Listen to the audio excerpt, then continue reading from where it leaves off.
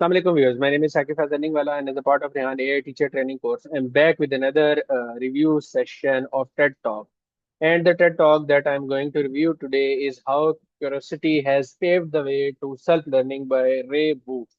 What makes this talk particularly interesting is not only its message, but also the fact that the speaker was just a fourth grade student when he delivered it. And perhaps that is the first lesson of the talk. Sometimes a powerful idea does not require years of experience. It simply requires the willingness to ask questions and explore the world with curiosity.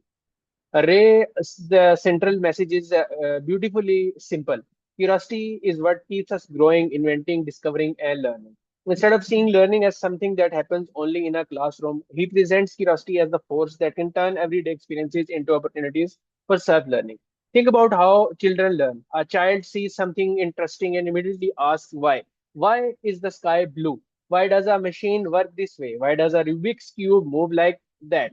Children don't necessarily begin with a textbook or a formal lesson, they begin with a question. But as we grow older, something often changes. We become more concerned about getting the correct answer than asking an interesting question. We start learning because we have to pass at an examination, complete an assignment, obtain a certificate, or meet a requirement. Gradually, learning can become a responsibility rather than an adventure. And this is where Ray's message becomes particularly relevant. He reminds us that curiosity can turn a learning from an obligation into an exploration. Ray uses his own interests and experiences to explain this idea. He enjoys reading, drawing, researching things online, and playing with the Rubik's Cube. These activities may appear simple, but behind each one is an opportunity to ask questions, experiment, make mistakes, and discover something new. His interest in learning also extends beyond hobbies, and his experiences during the pandemic helped inspire an interest in becoming a epidemiologist. One of the strongest idea I take from this talk is that self-learning often begins with a very small decision. Learn something because you genuinely want to know it. That distinction is important. When someone tells us to learn something, our motivation can be external. But when discover something that genuinely interests us, curiosity creates an internal motivation. We want to continue because uh, we want to understand. That has major implication for education. A teacher can provide information, explain concept, design activities, and assess students. But ultimately, one of the greatest achievement of education is creating a student who continues learning even when the teacher is no longer present. This is the difference between simply teaching information and developing a lifelong learner. And in today's world, the idea is becoming even more important. Technology has made information available almost instantly. We can search for an explanation, watch a tutorial, read an article, use simulation, experiment with software, or ask AI systems for guidance. But access to information does not automatically create learning. The important question is, what are we curious enough to explore? AI makes this distinction even more important. AI can give us answer extremely quickly, but if we simply accept those answers without questioning, experimenting, and thinking critically, we may become consumers of information rather than learners. Curiosity changes that relationship. Instead of asking AI, give me the answer, a curious learner might ask, why does this happen? Can you explain it differently? What would happen if I change this condition? Or how can I test this myself? This turns technology from an answer machine into a learning assistant. Another important lesson from Ray's presentation is that curiosity encourages exploration beyond or immediate requirements. Imagine a student studying electronics. The textbooks may explain how a transistor works, but curiosity can lead the student to ask where are transistors used, how were they invented? Why did they place vacuum tubes? How are modern transistors manufactured? How are they used inside processors? One question can lead to another, and suddenly textbook topics become a much larger learning journey. This is the power of curiosity. It creates continuity between ideas.